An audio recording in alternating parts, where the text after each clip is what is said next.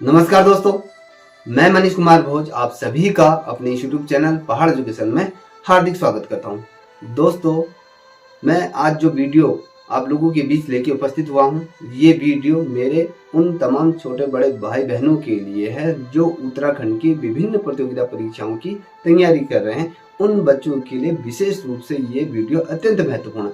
मैं आप लोगों से आशा करूंगा कि आप इस वीडियो को बिना स्किप किए हुए पूरा देखोगे। आपके लिए कहीं ना कहीं ये वीडियो आपका टर्निंग पॉइंट साबित होगा।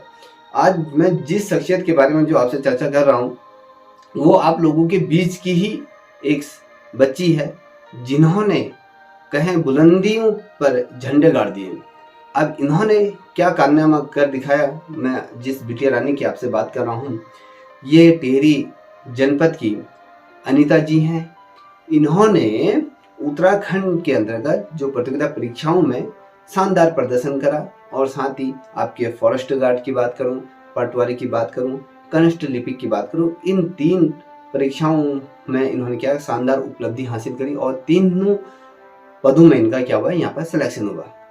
अब इस वीडियो को प्रारंभ करने से पूर्व मैं चंद लाइनें आपके बीच रखना चाहूंगा। जिंदगी खेलती भी उसी के साथ है, जिंदगी खेलती भी उसी के साथ है, जो खिलाड़ी बेहतरीन होता है। दर्द सबके एक से हैं, दर्द सबके एक से हैं, मगर हौसले सबके अलग अलग है। कोई हताश होकर बिखर जाता है, कोई संघर्ष करके निखर जाता है। आइए शुरुआत करते हैं।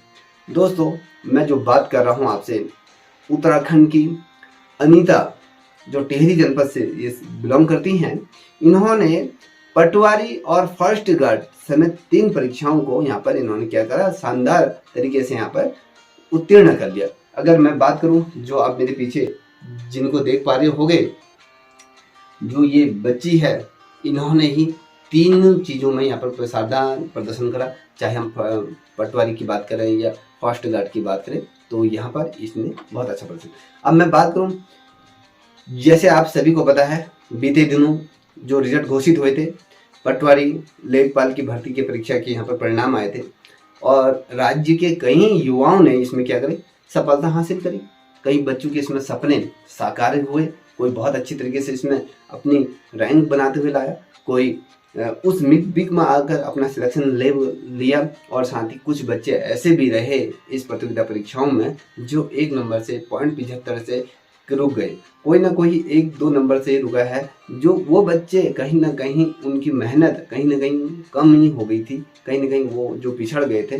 तो उन बच्चों को अनीता जी से यहाँ पर सीखना चाहिए।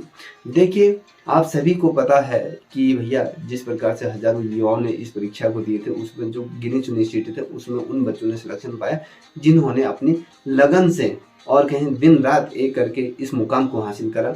और अगर मैं बात करूँ अनीता की, तो अनीता एक होनहार बेटी है, ऐसा जिन्होंने अपनी मेहनत के दम पर या उसके लगन से 1 नहीं बल्कि 2 नहीं 3 सरकारी नौकरियों में इन्होंने क्या करा, अपना स्थान बना दिया।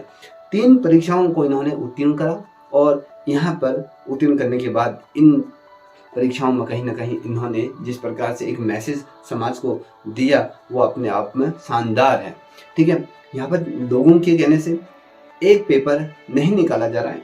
इन्होंने यहाँ पर क्या करी, 3 परीक्षाओं में शानदार उपलब्धि हासिल करी। जहाँ आप फॉरेस्ट गार्ड की बात करें, पटवारी की बात करें और कनिष्ठ लिपिक की बात करें, तो यहाँ पर इन्होंने क्या करा, बहुत अच्छी तरीके से मेहनत करी। उत्तराखंड के टिहरी गढ़वाल जिले के चंबा ब्लॉक की ये रहने वाली है और गाजा निवासी गांव है गाजा, वहाँ की ये निवासी है। अनीता का पूरा नाम अगर बताओ, ये अनीता चौहान है, जिन्होंने अगर मैं बात करूं जो पटवारी परीक्षा में शानदार उपलब्धि हासिल करी और फर्स्ट गार्ड में भी, और साथ ही मैंने आपको जो बताया कनिष्ठ लिपिक जो परीक्षा है, कनिष्ठ सहायक की परीक्षा में भी इन्होंने बहुत अच्छा प्रदर्शन करा। अगर मैं बात करूं अनीता के जो पिताजी हैं, वो एक क्या है, आपके ड्राइवर हैं और वो एक वाहन चालक हैं, वो गाड़ियां चलाते हैं। और उनकी माँ गृहिणी के रूप में ये है और वो अपने काम जैसे पशुपालन ये तमाम इत्यादि चीज़ करते हैं। अपना जो पशु पालते हैं, जो दूध बेचते हैं, वो दूध से अपनी बेटी को एक कोचिंग कराई। ठीक है, तो देहरादून उन्होंने भेजा और साथ ही जिस बिटिया रानी ने अपने आप को जो प्रूव करा ना, जिस प्रकार से जिनके माता पिताओं ने खून पसीने की कमाई से अपने बच्चे को कहीं तैयारी के लिए भेजते हैं या उसके लिए ऑनलाइन कोर्स खरीदते हैं, तो कुछ बच्चे ऐसे होते हैं जाते तो हैं कोचिंग सेंटर में, उस प्रकार से अपना ध्यान केंद्रित नहीं कर पाते, वहाँ पर एक दूसरे को ताकते रहते हैं, या कहें वो जो ये दौर होता है ना, कहते हैं ना, जो ये 16 साल से लेकर जो 25 साल की जो एज होती है, इसी एज में संवरना और बिगड़ना ये आप लोगों के हाथ में। कुछ बच्चे इसमें अपने आप को कंट्रोल करते हैं, अपने भविष्य को साधते हैं, कुछ बच्चे अपनी लाइफ को यहाँ पर क्या करते हैं, डिस्ट्रॉय करने का कार्य करते हैं। देखिए, जो अनीता की पढ़ाई जो हुई थी, ये आपकी कहीं उच्चतम माध्यमिक विद्यालय से नहीं हुई है, जो प्राइवेट स्कूलों में नहीं हुई है। इनकी प्राथमिक जो शिक्षा हुई थी GISC inter college Gaza Tehri से इनकी शिक्षा ग्रहण हुई थी, और बाद में इन्होंने कॉलेज करने के बाद इन्होंने जो कॉलेज किया था वो श्री देव सुमन विश्वविद्यालय गढ़वाल से इन्होंने क्या करा, यहाँ पर स्नातक की पढ़ाई करी। और इनका कहना है कि भैया इन्होंने जब पढ़ाई के साथ साथ जब कोचिंग जाती, उसके बाद जब घर में आती थी तो 9 से 11 घंटों की ये पढ़ाई करती थी।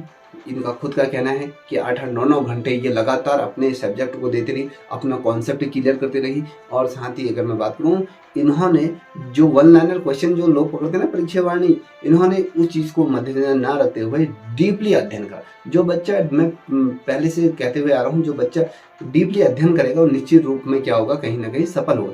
ऐसा तो नहीं कि आप लोग क्यों नहीं निकल पा रहे हो, अनीता कोई अलग आटा खाती है या वो कुछ उसके लिए कहीं से अलग आटा बन के आता है। जो आप लोग जो चीज़ ग्रहण करते हो वही चीज़ वो भी ग्रहण करते हो।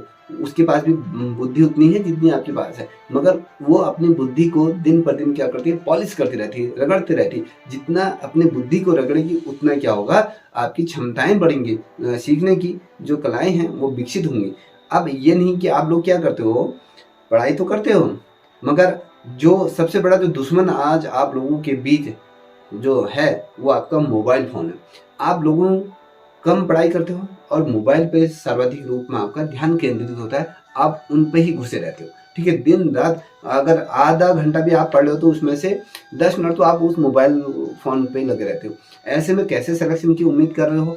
अनीता ने हर चीज़ त्यागा ना, किसी चीज़ को पाने के लिए त्याग सबसे बड़ा क्या है, महत्वपूर्ण चीज़ है। देखिए, अगर आपको सफलता प्राप्त करनी है तो सफलता क्या करती है, 6 चीज़ों की मांग हमेशा करती है। वो 6 चीज़ें क्या है, आपकी कड़ी मेहनत, बलिदान, संघर्ष, विश्वास, धैर्य और जुनून। ये जो 6 चीज़ें किसी बच्चे के अगर अंदर हैं, वो कोई भी परीक्षा को उत्तीर्ण कर सकता है, जिस प्रकार से अनीता ने की। अनीता का कहना है कि भैया, जैसे आप इस फोटो पर देख पा रहे होंगे, अनीता ने यहाँ पर जिस प्रकार से लिखा है कि भैया यहाँ पर फर्स्ट गार्ड, यहाँ पर पटवारी और यहाँ पर कनिष्ठ लिपिक, और यहाँ पर लिखा है टू बी फॉर कंटिन्यू, कि ये यहीं तक रुकने वाली नहीं है, ये आगे भी संघर्ष करेगी। हो सकता है कि हमारे जो UPSC के अंदर आ जाए या फिर आपके PCS अधिकारी के तौर पर ये आए, कहीं ना कहीं इसका दृढ़ संकल्प है, वो जुनून है, निश्चित रूप में इसे बहुत आगे लेके जाएगा।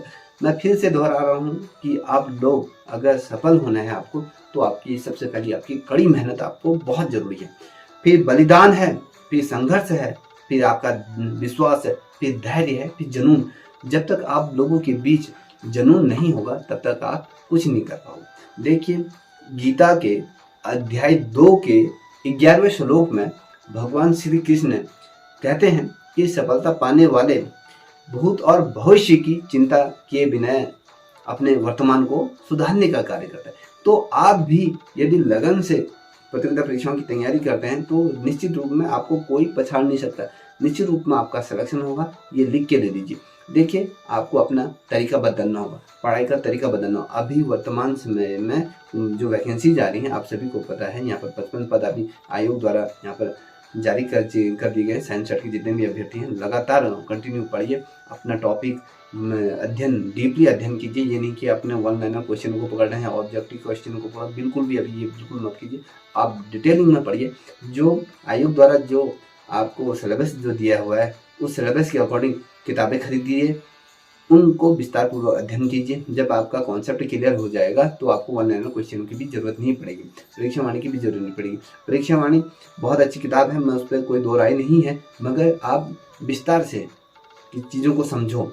अगर मैं मान लूँ पॉलिटिकल साइंस का है तो संविधान क्या है, 1947 से पूर्व की संध्या से संविधान की अगर हम बात करें किस प्रकार से उसने अपनी रूपरेखा चेंज करी, वो तमाम चीज़ों पे ज़्यादा मैं विस्तार बात नहीं करूँ। तो इस चीज़ को आपको समझना होगा। अनीता की तरह आपको अपने लगन, आपका जुनून, ये जब तक आपके अंदर नहीं होगा तब तक कुछ भी हासिल नहीं होगा, इतना ध्यान रखिएगा।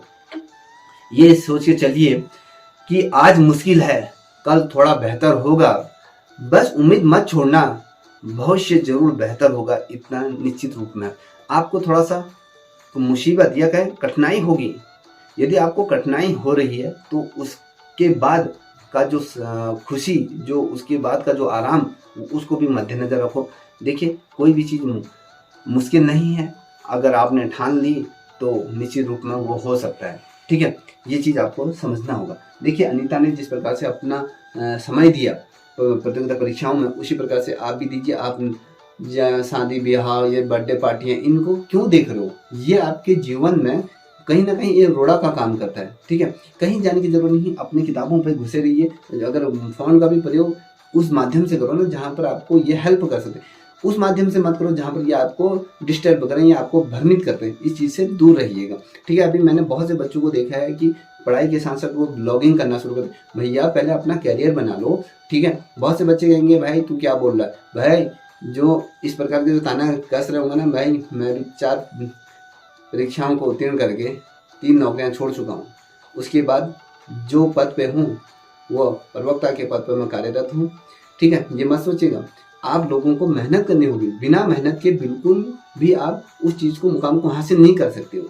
ठीक है, अनीता की तरह अगर आपका दृढ़ संकल्प है तो इस दृढ़ संकल्प के साथ आप तैयारी कीजिए। देखिए जितना बड़ा सपना होगा आपका, जितना बड़ा संघर्ष सपना होगा, उतनी बड़ी तकलीफ होगी, और जितनी बड़ी तकलीफ होगी उतनी बड़ी कामयाबी होगी। ये गांठ पाड़ लीजिए।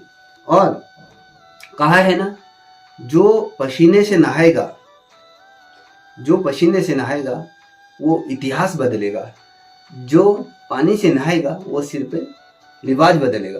तो आपको पसीने से नहाना है, इतिहास रचना है। जिस प्रकार से अनीता जी ने इतिहास रचा है तो उसी प्रकार से अपना रोल मॉडल इसे मान के चलिए। जिस प्रकार से ये कर सकती है तो आप भी कर सकते हैं। आप पे वो क्षमता है, उन क्षमताओं को विकसित कीजिए और अपने आप को पोटेंशियल में लाइए और उस मुकाम को हासिल करने की कोशिश कीजिए। ठीक है दोस्तों, यही चीज़ मैं आप लोगों के बीच साझा करना चाह रहा था। यदि आपको ये वीडियो पसंद आई तो प्लीज़ इस चैनल को भी लाइक शेयर सब्सक्राइब अवश्य करें, साथ ही अपने दोस्तों को भी साझा करें। तब तक के लिए इतना ही। जय हिंद, जय भारत, जय भारत।